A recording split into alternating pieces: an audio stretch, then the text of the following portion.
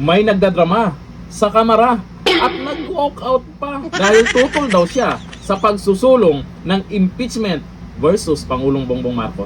Ito ang nangyari kanina. With 35 in favor, 9 against, and 1 abstain, the chair declares the Masa et al. Complaint sufficient in form. Madam Chair, The Honorable Abante. it is very clear Eh?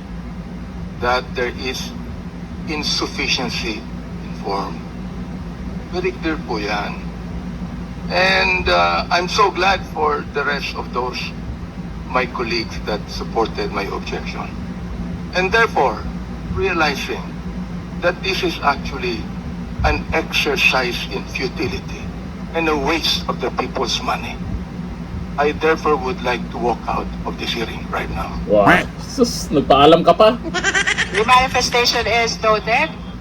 We have concluded the determination in form of both the Jesus complaint and Masa et al. Complaint. If Nagpaalam ka pa. Sabay tawa. Kaya ang sabi ng nakapanood ng video na yan, drama.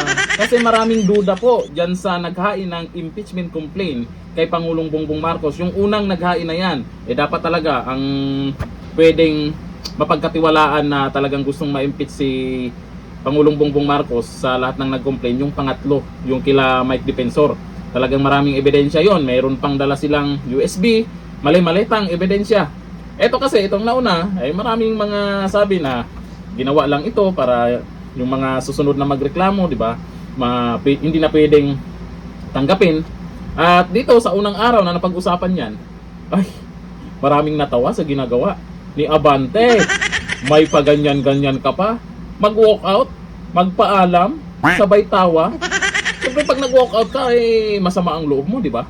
Pero doon dito sa galawan nila, nako, walang naniniwala dito kay Abante. Ang sabi pa ng iba, bakit nandyan si Abante? Nanalo ba yan? Opo, nanalo yan. Kahit lamang yung kalaban. O ayon dito sa balita ngayon, Abante nag-walk out sa impeachment hearing versus PBBM. Nag-walk out si Pastor Benny Abante. Ang sarap pakinggan, Pastor Benny Abante.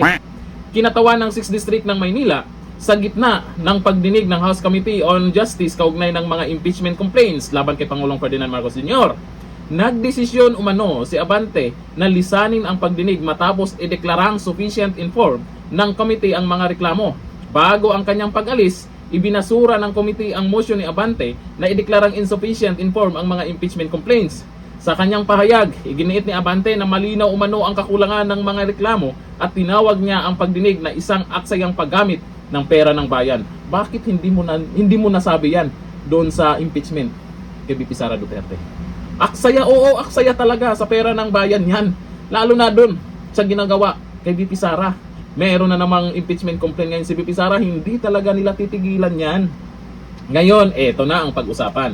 Sino ang dapat ma-impeach? Yung kay VP Sara na confidential pa na galing naman kay Dunyor, ha? Or dito kay Dunyor na napakalaking halaga ng pinag-uusapan dyan. At yung nangyayaring budget, siya naman ang pumirma dyan. Okay na sana itong impeachment complaint kay Dunyor. Yun nga lang, maraming nagdududa doon sa nagreklamo. Kung talagang sila ay seryoso. Sasabayan pa ng galawan ni Abante, halatang halata naman. Di ba? Halata yung kadramahan, yung ginagawa niya kanina. Ayon sa video nating nakikita, nagpaalam, sabay tawa, bandang huli, malamang doon pa rin kay VP Sara. Tutukan nila. Pero hindi na po excited yon kay VP Sara. Nagpatuloy ang pagdinig ng House Committee on Justice matapos ang walkout habang tinalakay ang susunod na hakbang sa proseso ng impeachment. May pakukat walkout pang nalalaman si Abante, ha. O ito, sabi ng mga netizens, Abante, sa ginagawa mong di umanong kadramahan lang daw yan, ha. O sabi ni Apmual Gray, ay nag-walkout ang talunan. Ay, talunan daw. Teka, panalo yan. Siya nga yung nandyan. Siya yung congressman, di ba? Ng 6th District. Sabi ni Rick Falsis, huwag maniwala, parang pelikula lang yan. May sinusunod na script. Eto nga. Ito yung mga maraming nagko-comment dyan na kadramahan lang daw yan. Para hindi halata ba? Pero halata naman. Ano sa tingin nyo sa ginagawa ni Abante. Seryoso ba siya doon sa ginagawa niyang pag-walkout? Or drama? Comment tayo dyan. Hanggang dito lang. Thank you. Bye-bye.